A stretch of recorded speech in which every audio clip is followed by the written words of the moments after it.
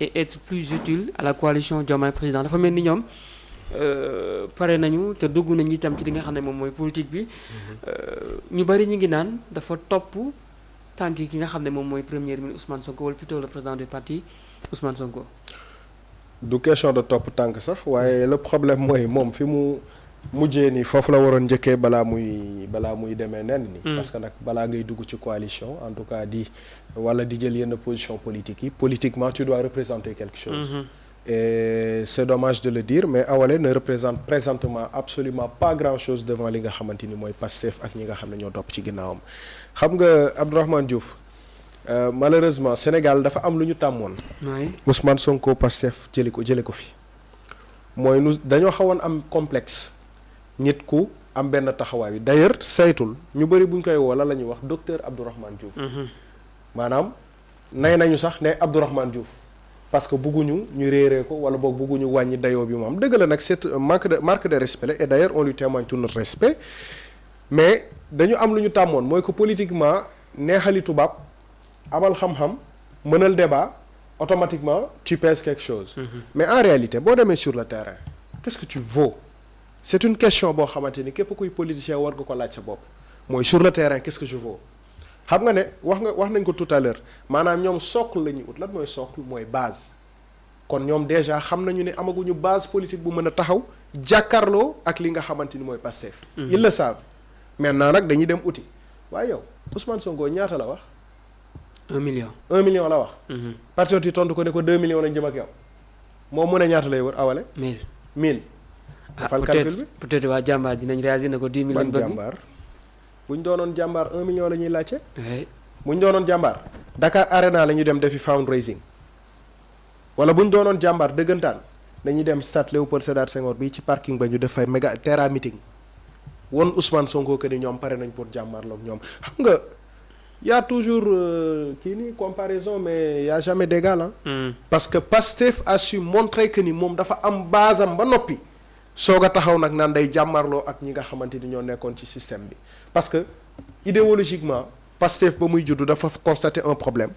proposer une solution ñu jël solution boobu def ko projet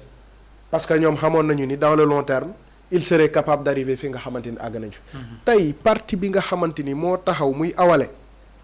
parce que coow li yépp la muy tàmbali au début Abdourahmane Diouf la woon Mimi Touré Ousmane Sonko au milieu objectif yi mooy lan mooy pousse Ousmane Sonko randal ko ba mu sori Bassirou Diomaye Diakhar Faye ngir mën a ñëw wër ki nga xam ne mooy le président Bassirou Diomaye Diakhar Faye waa tey yow ka nga bëgg a pousse kooku non seulement moo fal président bi nga xam ne moo yor décret boobee mais moom ci boppam itam moo yaasal ba ngeen mën a ñëw agsi te kooku encore une fois Ousmane Sonko tey xam nga ne bu la nee 1 million de cartes de membres yu ñu jaay maanaam adhérent mais ñun ñëpp xam nañu ni nangu nañu ni Pastef weesu na loolu boo demee d'ailleurs ci seeni page officielle boo cumuler la fa ne xam nga ne weesu na 1 million yàgg na waa tey kooku noonu nga xamante ni fi mu toll nii la mu bëgg mooy lan mooy concrétiser ñi nga xamante ni ay sympathisants lañu boole leen ñu nekk ay partisans ngir mën a am benn force benn base bu solide boo xam ne ci la ñuy taxaw ngir mën a avancer wéyal seen mbir yow de l'autre côté nga ne yaay diisanteeg ñoom mbagg di wër 1000. kii di wër 1 million yow ngay diisanteeg mbagg te yow 1000 bi ngay uti nii wóoru la ndax di nga ko am pour man à un moment donné il faut quand même qu'on soit sérieux au Sénégal waxoon naa ko fii nekkul waxu. par parloo wala yu ni mel mais c'est un constat politiquement Ousmane Sonko ne trouve pas son égal au Sénégal kooku moom ku ko bëgg ku ko bañ da nga koy nangu parce que la mu capacité ya mu am ci mobiliser capacité ya mu am ci vote waxuñ sa mobilisation léegi nañ quitté foofu nañ dem ci vote élection ñaar weesu na ñaar yi mujj présidentielle législative bu ci ne minimum il a plus d'1 million de personnes yoo xam ne nee nañu ko yow ñun Ousmane Sonko yow la ñu àndal sa projet la ñu gëm. présidentielle 54% avec plus d'1 million d'électeurs. législative ñu ne woon non finalement comme moom kese moo dem est-ce que dina ci génn mu ñëwaat dàbbali maanaam loolu c'est la constance politique. te kooku du caaxaan moo ko may def ko liggéey wan Sénégalais ne man j'apporte quelque chose qui est différent j'apporte quelque chose qui est nouveau. j'apporte quelque chose boo xamante ni tey jii dafay changer le décor politique de l'autre côté Awalé qu'est-ce que ça propose au début c'était de beaux discours mais dans l'action c'est totalement le contraire parce que nag wax dëgg yàlla ñi daan déglu boog docteur Abdourahmane Diouf ca ba muy avant muy jege mbir yeeg yu ni mel mais dañ doon ne mais c'est un gars qui a beaucoup d'idées waaw bu ñëwee dina apporter un changement dina indi benn surprise ainsi de suite mais fan la cosaanoo réew mi Idrissa Seck kan ku ko ëppoon xam-xam wala boog kàllaama wala boog fasaxa ci li nga xamante ni mu ngi ko doon def amul moom il était un très bon il était éloquent bu débattre rek nga ne non ce gars moom macha allah moo mën ñëpp mais fu mujj deuxième la jóge ci présidentielle jóge ci deuxième dem nangu rallier li nga xamante ni mooy Benno Bokk Yaakaar nekk président 16 fan la mujj tey kenn gisatu kenn déggatu ko tey maintenant yow nga génnee ci chapelle politique boobu noonu ñëw nga ne non seulement yow da ngay ndiiraan si jege xool pour indi apporter révolution mais yow ka nga xam ne moo yàgg incarner cette révolution là bu soo ànd ak moom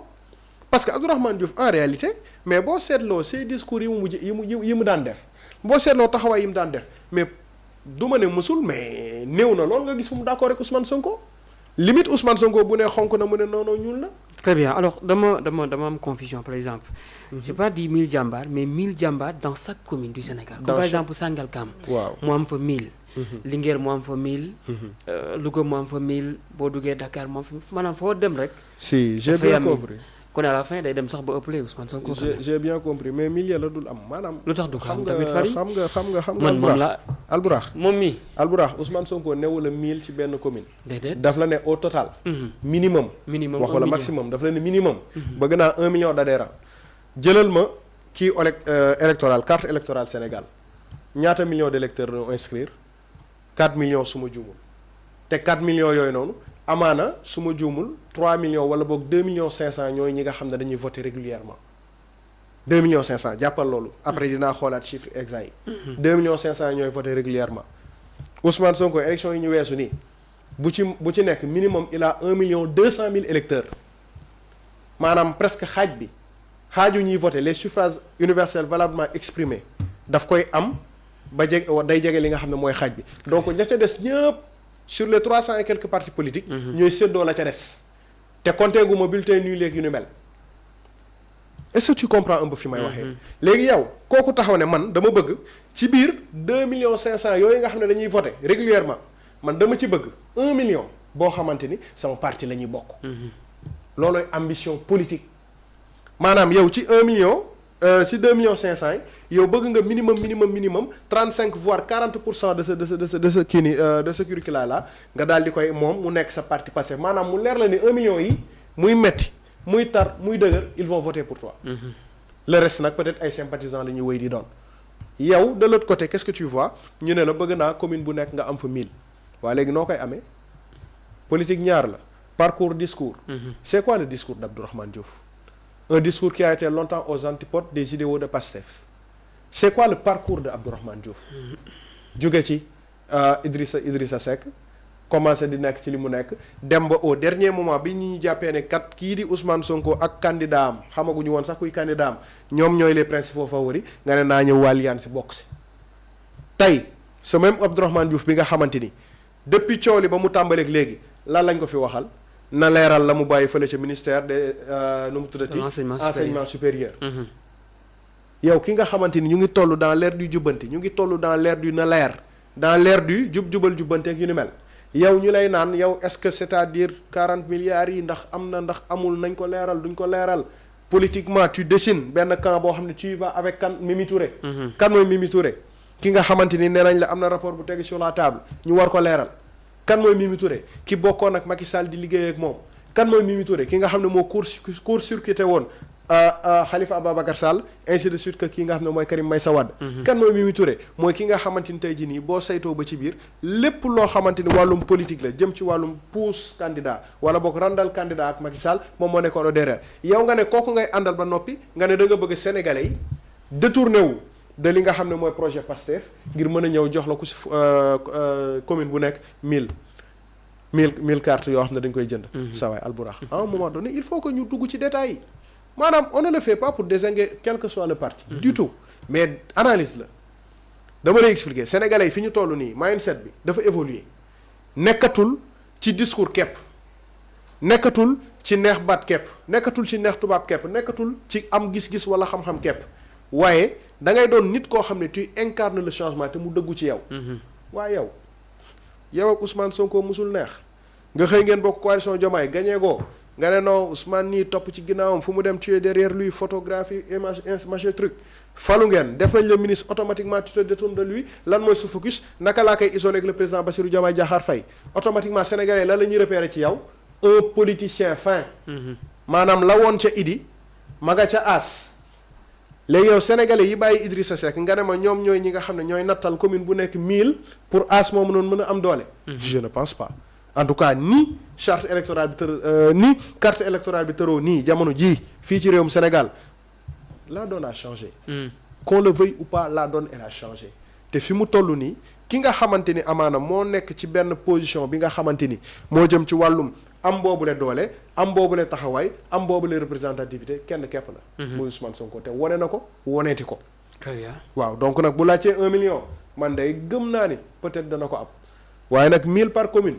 yàlla baax na ñaata commune am Sénégal après ñu multiplier rek xool que ça jërëjëf Farimar en tout cas mi ngi noonu challenge la boo xam ni moom Abdourahmane Diouf ak